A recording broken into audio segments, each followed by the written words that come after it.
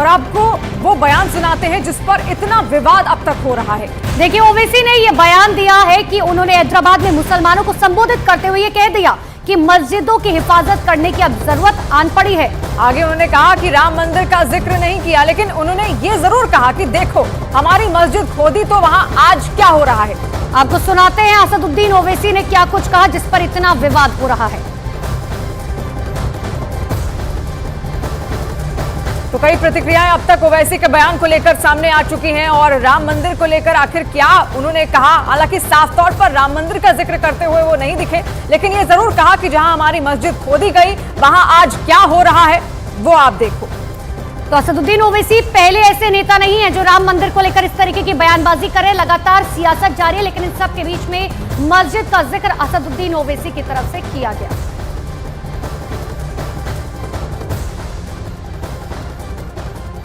हमारी मस्जिद हमने खोदी और वहां पर क्या किया जा रहा है आप देख रहे हैं।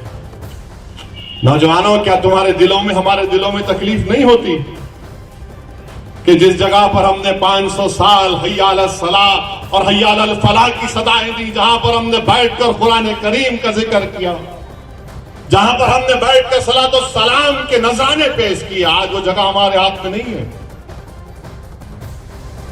तो एक तरफ असदुद्दीन ओवैसी ने बयान दिया, दूसरी तरफ भारतीय जनता पार्टी ने निशाना साधा। केंद्रीय मंत्री गिरिराज सिंह ने ओवैसी पर बड़ा हमला किया। उन्होंने कहा कि ओवैसी के अंदर जिन्ना का जिन आ गया है, ओवैसी युवाओं को भड़का रहे हैं। देखिए, ओवैसी, मैं बार बार कहता हूं कि ये ओवैसी जिन्ना का जिन इनके अंदर प्रवेश कर गया, फिर भारत को ये तोड़ना चाहते हैं और युवाओं को भड़का रहे हैं। प्रभु श्री राम का ही डीएनए पूरे देश में है, हिंदू और मुसलमान दोनों का एक ही है। हम लोग सब प्रभु श्री राम के संतान। हजारों साल सनातन हिंदू धर्म को सताया गया, कभी गजनी के रूप में, कभी लोदी के रूप में, कभी बाबर के रूप में, मुगल आक्रांताओं के द्वारा ये हिंदुओं को सताया गया। फिर अंग्रेज आए, प्रभु श्री राम तब तक कैद रहे टेंट में। 22 तारीख को अब जो समय है हिंदू पुनर्जागरण का, सनातन हिंदू पुनर्जागरण का, मैं युवाओं से कहूंगा जागो और पुनर्जागरण का समय है। तो ओवैसी के बयान को लेकर अब तक कई तरीके की प्रतिक्रियाएं अलग अलग पार्टियों की ओर से आ रही हैं। वहीं विश्व हिंदू परिषद के आलोक कुमार ने ओवैसी के बयान पर क्या बोला वो अभी आपको सुनवाएंगे। तो देखिए, दरअसल उनकी तरफ से कहा गया कि वे जो बोलते हैं मुसलमान उनकी नहीं सुनते। सुनिए क्या कुछ कहा। वो सांसद हैं, उन्होंने संविधान के प्रति निष्ठा की शपथ ली है। सुप्रीम कोर्ट के 5 न्यायाधीशों ने सर्वसम्मति से निर्णय दिया कि ये राम जन्मभूमि है, तो इसका विरोध करना, वहां पर मस्जिद की पुनर्स्थापना की बात करना, ये तो पूरे देश का, देश की संवैधानिक व्यवस्था का, उसके इंस्टीट्यूशंस का अपमान करना है।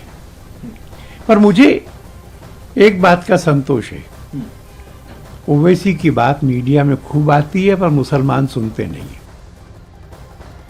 तो वही एमआईएम चीफ असदुद्दीन ओवैसी के बयान को लेकर कांग्रेस और शिवसेना, उद्धव दोनों ने हमला बोला है। कांग्रेस नेता उदित राज ने ओवैसी को बीजेपी की बी टीम बताया और इतना ही नहीं, उन्होंने ये भी कह दिया कि ऐसे लोगों को सीरियसली नहीं लेना चाहिए। और दूसरी तरफ संजय राउत ने कहा कि राजनीति के लिए मुसलमानों के अंदर डर पैदा करने की कोशिश की जा रही है। अंदरूनी तो बीजेपी साथ मिला रखा है और ओपनली या वो ऊपरी तौर पर कम्युनिटी को कुछ से कुछ कह रहे हो आप, तो इन लोगों को सीरियसली नहीं लिया जाना चाहिए। ओवैसी का काम है बीजेपी को स्थापित करना और अंदरूनी हाथ मिलाना और जहाँ भी सेकुलर पार्टियां हैं उसको जाके नुकसान करना। मुझे नहीं लगता ऐसा कुछ होगा। मुझे नहीं लगता है कि जो उनके मन में जो डर है, लोगों के मन में जो डर पैदा हो रहा है या किया जा रहा है, वो एक राजनीति है।